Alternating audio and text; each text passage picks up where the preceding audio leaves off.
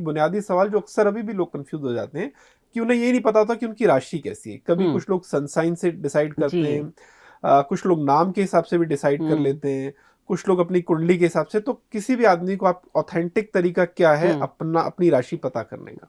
देखिए, सबसे ऑथेंटिक है कि आपकी जन्म पत्रिका में, जैसा कि आज मैंने किया है, कि आपको हर बार ये बताया कि चंद्रमा इस नंबर में हो। अगर आप पूरी कुंडली नहीं भी देखना चाहते हैं, लेकिन आपको पता है कि चंद्रमा 12 नंबर यानी मीन राशि है, 11 नंबर यानी कुंभ राशि है, एक्वेरियस है, तो आपको जहाँ चंद्रमा आपकी कुंडली में बैठा हुआ है वो सबसे बड़ा इंडिकेटर है।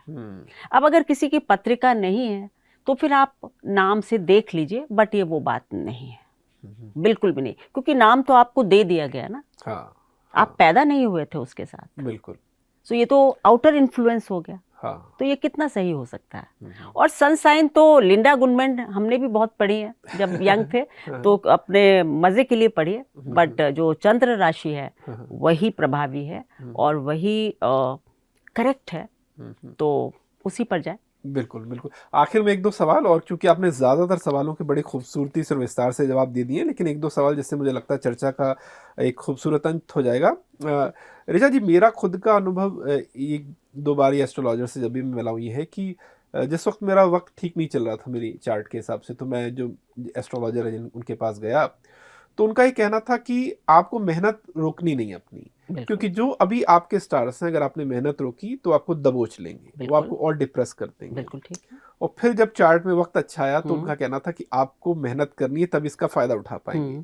तो दोनों स्थितियों में कंक्लूजन ये निकलता है कि आपको हर हाल में मेहनत करनी है।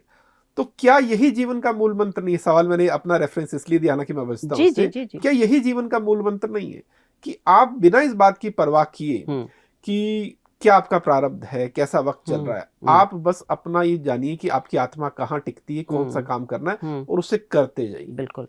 कर्म प्रधान विश्व रचि राखा, जो जस करहि सो तस फल चाखा। कर्म प्रधान ही विश्व को रचा गया है। आप किसी हालत में खाली तो बैठ ही नहीं सकते। धर्म कहता है चरई वेति चरई वेति चरई वेति। कर्म तो करना है हर हालत में। जब अच्छा समय है तो उसको बढ़ाने के लिए करना है, जब खराब समय है तो उसको ठीक करने के लिए करना है। आपके ज्योतिषी ने सही बात कही है। पर कर्म से बचकर तो आप जा ही नहीं सकते, क्योंकि ज्योतिष की पत्रिका जो होती है ना, उसमें 10वां घर, जिसको हम सबसे प्रकाशित भाव कहते हैं, आकाश तत्व कहते हैं, वो कर्म का है, जहां मैग्नेटिक फील्ड सबसे ज्यादा है।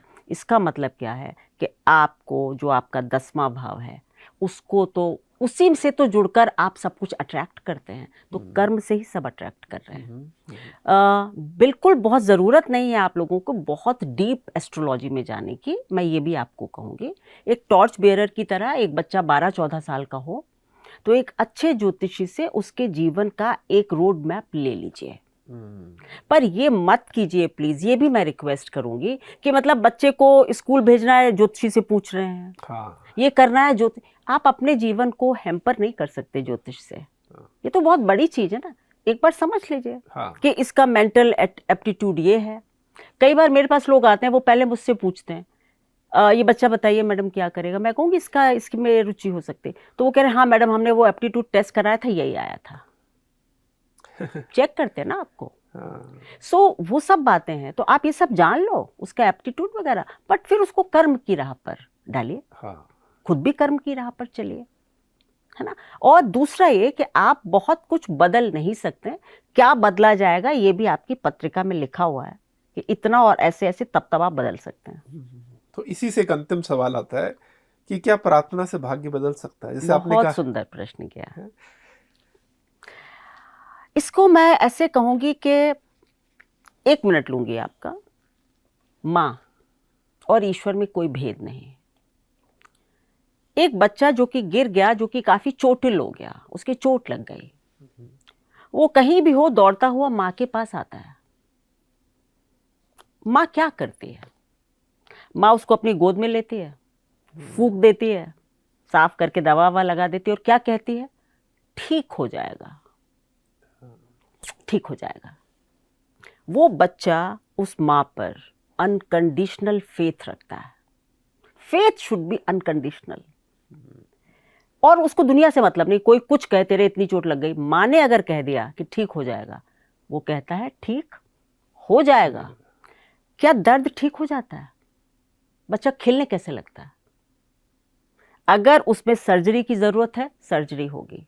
अगर उसमें 5 दिन एंटीबायोटिक खानी होगी, वो भी खानी होगी, सब कुछ होगा। लेकिन उसको हील करना कौन शुरू कर देता है? माँ का वो सेंटेंस कि सब ठीक होगा। ईश्वर की प्रार्थना यही करती है, वो आपसे कहती है कि मेरी शरण में हो तो सब ठीक हो जाएगा। आपके जो कर्म हैं, आपको जो कष्ट मिलना है वो मिलेगा, लेकिन अब मैं तुम्हारे साथ हूं इस कष्ट में। I am with you. मैं आपका ये इरेज नहीं कर सकता, ये उनके विधान में नहीं है। अगर ये सब होता तो कृष्ण जी इतना बड़ा खेल क्यों रचते? खुद क्यों नहीं 1 मिनट में मार देते सबको? क्योंकि वो बीच में कर्म के नहीं आ रहे थे। आपका कर्म है, भुगतिए, करिए, मैं खड़ा हूं आपके साथ। अर्जुन के पास सबसे बड़ी शक्ति क्या थी? कि मैं खुद खड़ा हूं तुम्हारे साथ। That's it. प्रार्थना ईश्वर को आपके साथ खड़ा कर देती है और आप और लोगों से ज्यादा ताकतवर महसूस करते हैं। पर ये बिल्कुल मत समझिए कि ईश्वर की प्रार्थना करने से आपके जीवन में कष्ट नहीं आएगा। कष्ट आएगा, जितना आना है उतना आएगा, लेकिन अब ईश्वर आपके साथ खड़े हैं तो आप अकेले नहीं, वो भी सह रहे हैं आपके साथ। बहुत खूबसूरत। और आप ताकतवर हैं और आप उसको झेल जाएंगे।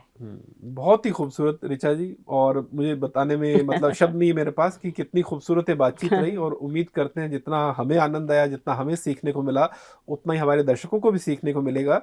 और मुझे सबसे अच्छी बात ये लगी कि जो चुनौतियां पेश की जाती हैं एस्ट्रोलॉजी के सामने विज्ञान की तरफ से, आपने उन चुनौतियों का भी बड़े बखूबी जवाब दिया और लगभग हर अपने जवाब से अपनी समझ भर दिया है। देखिए, हर व्यक्ति अपनी समझ भर बात करता है, तो मैं अपनी समझ भर करती हूँ।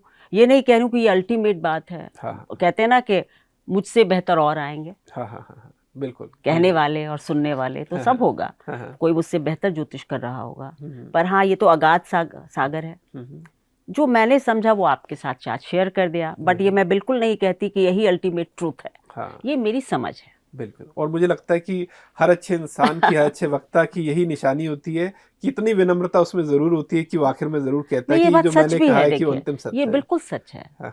ये मैं कैसे कह सकती हूँ, क्योंकि अभी पता ही नहीं है कि अंतिम सत्य क्या है। हाँ, ये मेरी समझ है और अपनी समझ आपके साथ आज साझा कर दी। और वो समझ के साथ हमें बहुत अच्छा लगा। आपने कहा कि आपसे बेहतर कहने वाले आएंगे, लेकिन अभी तो आपने इतना बेहतर कहा है कि हम उम्मीद करते हैं कि आप दोबारा जरूर आएंगे, क्योंकि ये विषय इतना बड़ा है, इतना विस्तृत है और इस पर इतनी अभी चर्चा होनी बाकी है।